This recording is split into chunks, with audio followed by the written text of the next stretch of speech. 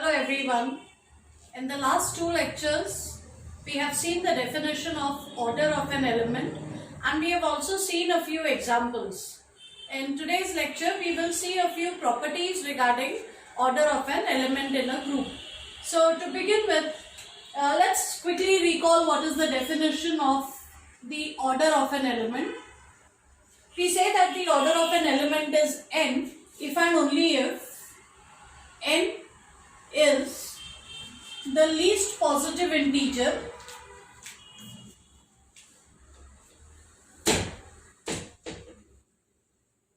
such that a raised to n is identity, and if there is no such positive integer, then we say that the order of a is infinity. We also saw some examples where we actually got order of certain elements to be infinite, and based on this the definition, let's see what happens in any group G with respect to the identity element.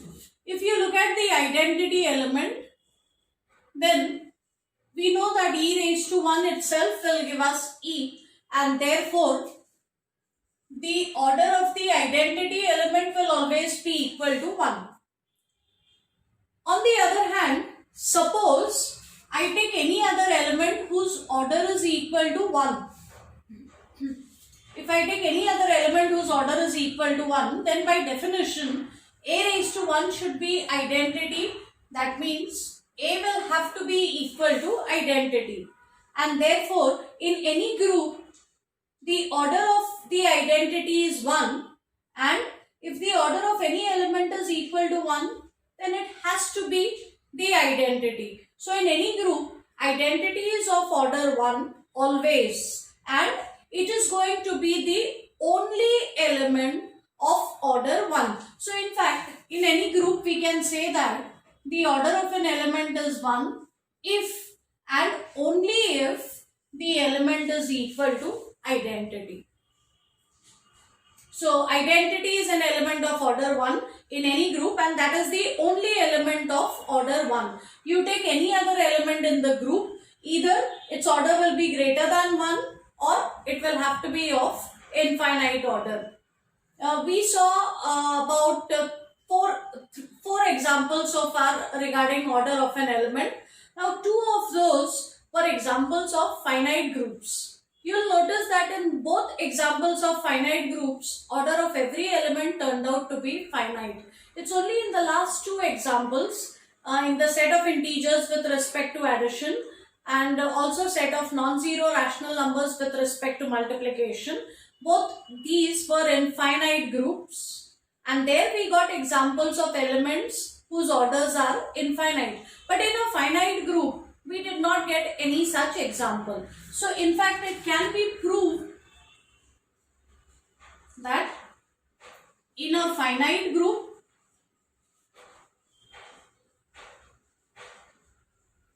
order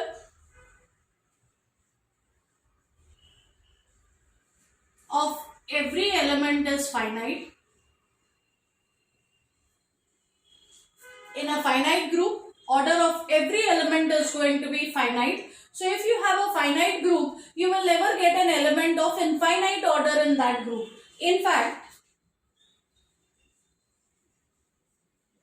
if G is a finite group,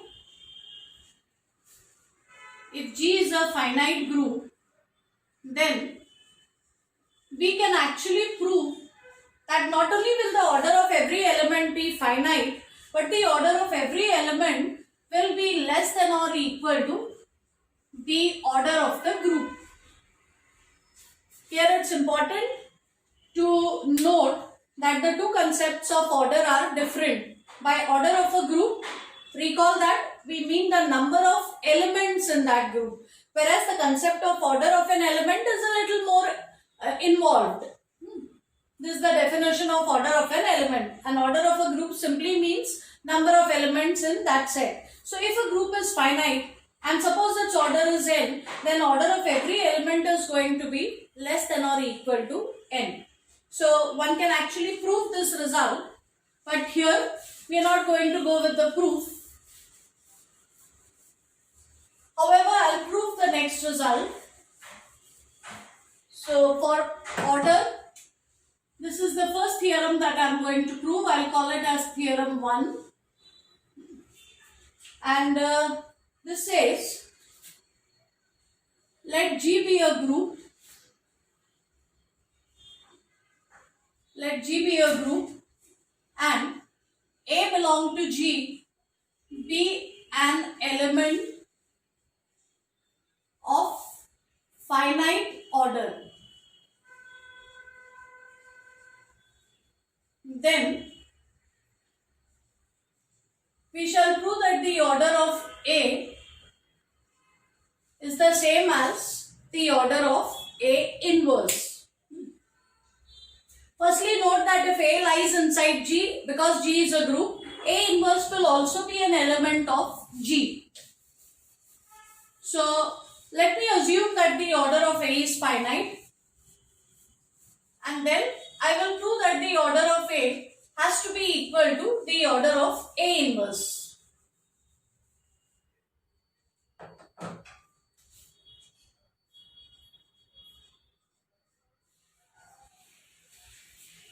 So, let A be an element of G of finite order.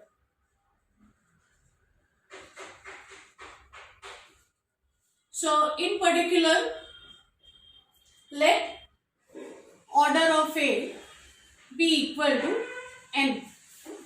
So, suppose the order of A is equal to n, then it means n is the least positive integer. N is the least positive integer such that A raised to n gives me identity. So by definition of order of an element, I know that order of A is n if and only if n happens to be the least positive integer such that A raised to n is identity. Now look at,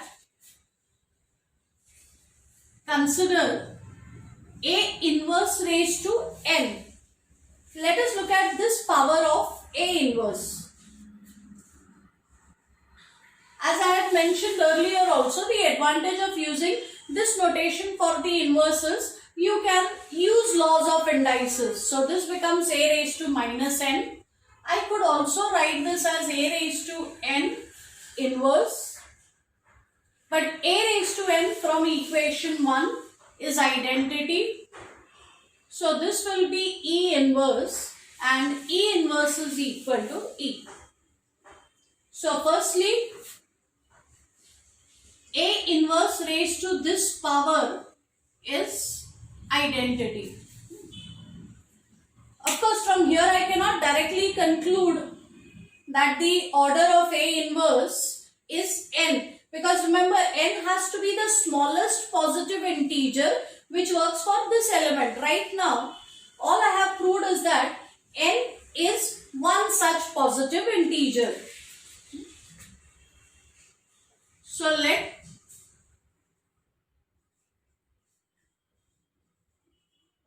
if possible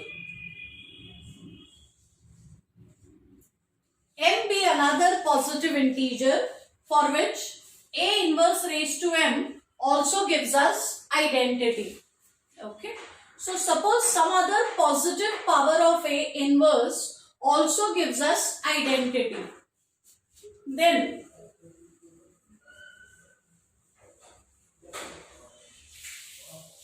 I get A raised to minus m is E.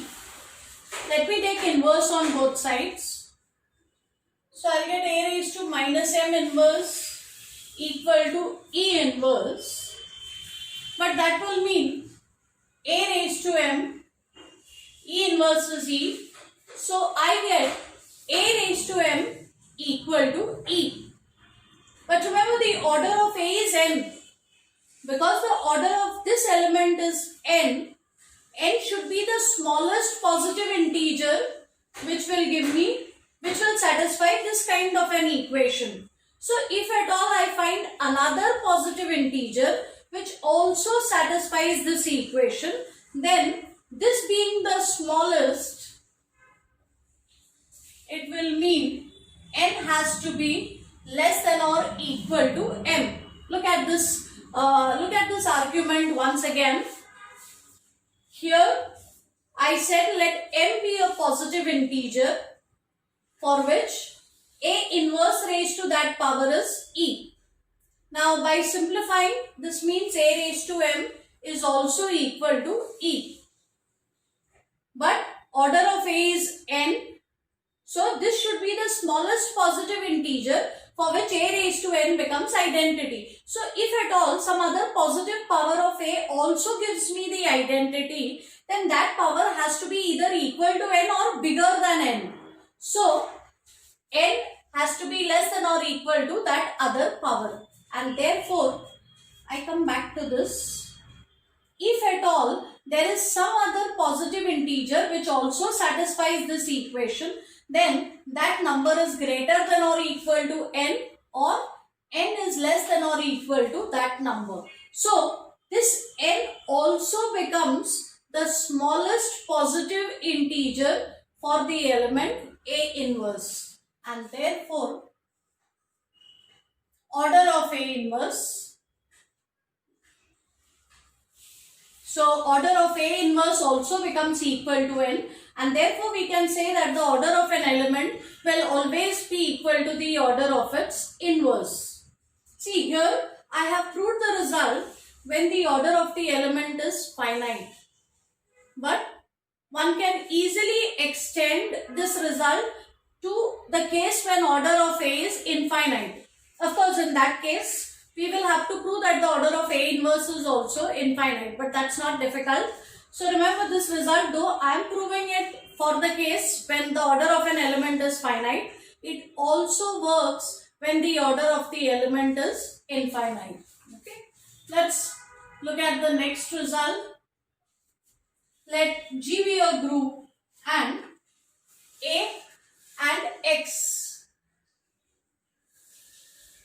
be elements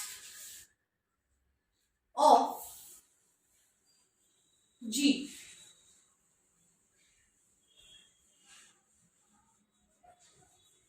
Then we will prove that XA X inverse X inverse raised to m is X A raised to m X inverse, and we will prove that this works for every natural number m.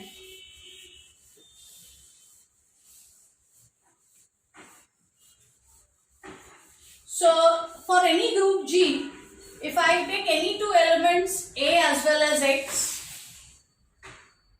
if I take any two elements A and X in any group G, I would like to prove that XA X inverse raised to m becomes X A raised to m X inverse, and this result works for every natural number m. Now since I wish to prove this property for every natural number, the best way out is to use mathematical induction. So we will prove the result by the first principle of mathematical induction. So in step 1, let me prove the result for m equal to 1. So we start with the left hand side. On the left hand side of this equation, if I put m equal to 1, I'll get XA X inverse raised to 1, which is obviously the same as XA X inverse, and I can also write this as X A raised to 1 X inverse, which is the same as the right hand side when I put m equal to 1. That means when I put m equal to 1, whatever I get for the left hand side, and when I put m equal to 1, whatever I get for the right hand side, they match. That means this equation is satisfied when m is equal to 1. So we are done with step 1. We have proved that this equation is satisfied or this result is true for m equal to 1. Now in step 2, we will assume that the result is true for some natural number k. So in step 2, we mention that first. Let us assume that the result is true for some natural number k. Which means what? X inverse raised to k should be equal to x a raised to k x inverse. So I am assuming that this equation is satisfied for some natural number k. And now I intend to prove that this equation will also be satisfied for k plus 1. So look at the left hand side for the value k plus 1. Remember, I have told you we can use laws of indices. So I am going to write this as xa x inverse raised to k into xa x inverse. For the first term, let's use equation 1. So from equation 1 we get x a raised to k x inverse, and keep the second term as it is. Of course, the associative property is there in a group, so I don't much bother about the brackets. And now let me combine this element with this. So I'll get x a raised to k e a x inverse. An identity is absorbed with any other element. So identity times any element is that element. So I'll get x a raised to k plus 1 x inverse, and there we are. If in this equation I replace m by k plus 1, I'll get xa x inverse raised to k plus 1, and that should have been equal to x a raised to k plus 1 x inverse, which is exactly what I have got over here. That means in this equation, instead of m, if I put k plus 1, the equation is definitely satisfied. So this result is true for k plus 1, and hence the result is true for every natural number m. In the next lecture, we will be using this to prove that order of AB is always equal to order of BA, even if the group is not abelian. But that's all for now. Thank you.